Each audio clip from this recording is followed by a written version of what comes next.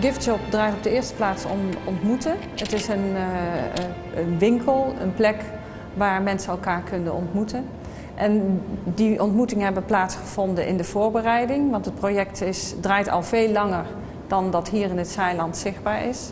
En die ontmoetingen vinden ook nu plaats, nu mensen naar de winkel komen, nu er hier op het tafelkleed van alles achtergelaten wordt.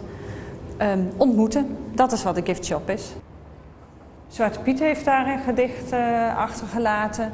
Daaronder staat bijvoorbeeld wie goed doet, goed ontmoet. Daar staat een tekst, geven is liefde.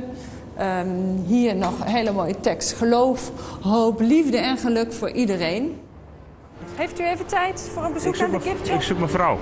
Die is ergens. Nou, dan brengt u uw vrouw mee. Zie je even? Ja? Want ik heb altijd even geparkeerd. Ja, bedankt. Oké. Ja, dank u. Dag. Meneer en mevrouw, wilt u misschien een bezoek brengen aan de Giftshop nu? Ik heb me lezen bij Jan dat. Alsjeblieft. Maar ik heb iets van gelezen, ja.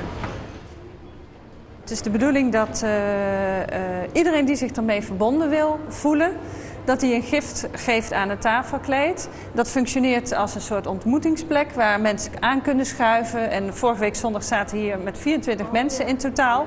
Kinderen, iedereen van alles en nog wat. En wat is jouw gift nou aan deze winkel? Nou, ik had dus geschreven dat een echte ljouwert die bloot zien staat wel trouw. Want ik denk dat de meeste ljouwertjes van hun stad horen en nooit waaien.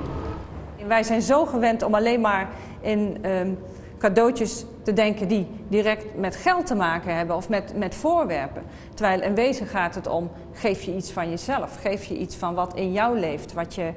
Ben je bereid de ander in je cadeau te ontmoeten? En dat is waar dit project over gaat. De Giftshop is nog iepen oortemooi 4 januari. En waar de ontwikkelings op het tafelkleed volg je wil, kan dat op de website www.giftshop.nu.